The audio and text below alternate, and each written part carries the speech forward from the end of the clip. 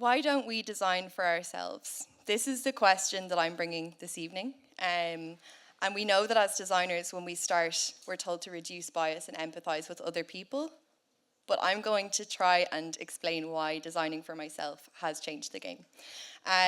Bear with me, we're going back to Saturday morning cartoons. I have 3 brothers, and while I would have loved to watch Disney Channel, they were Cartoon Network boys. So I was very familiar with this TV show, Ed, Edd and Eddy. For those who aren't familiar, great to see some fans. For those who aren't familiar, it's a trio of neighbourhood friends, and it kind of follows the shenanigans that they get into after school.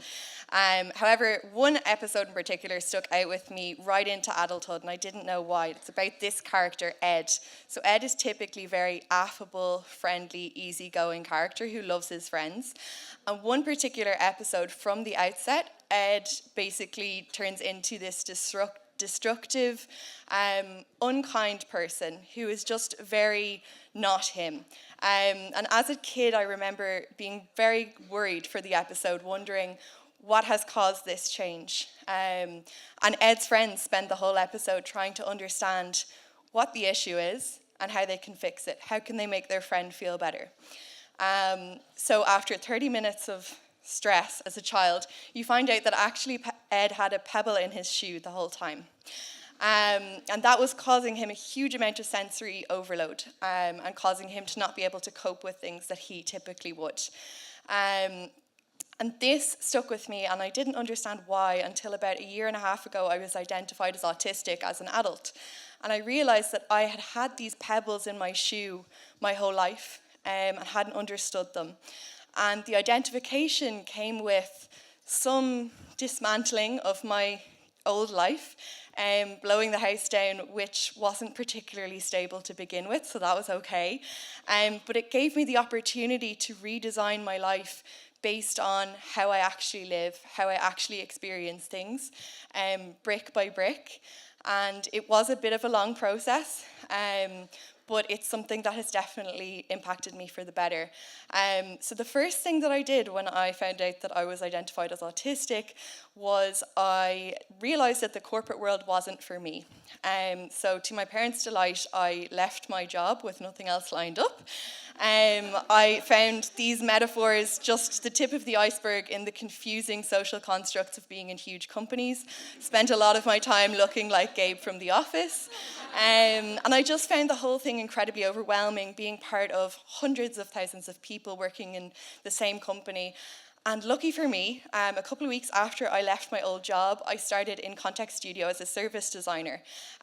This role works much better for me. I'm part of a very small team, and the design is very purpose-led.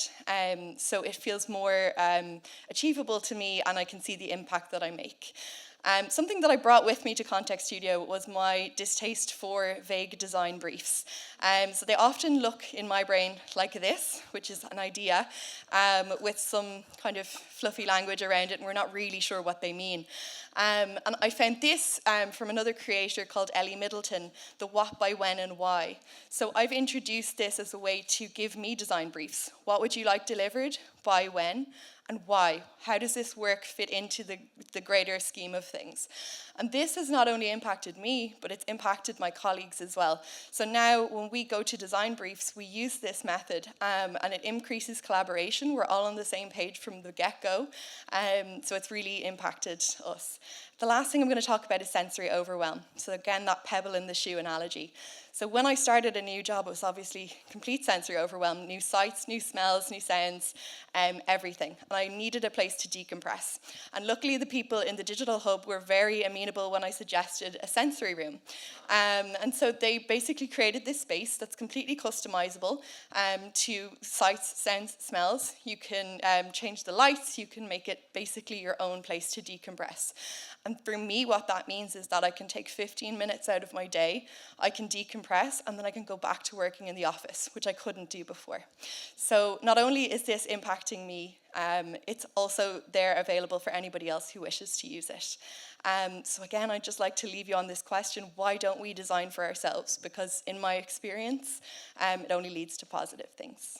Thank you so much.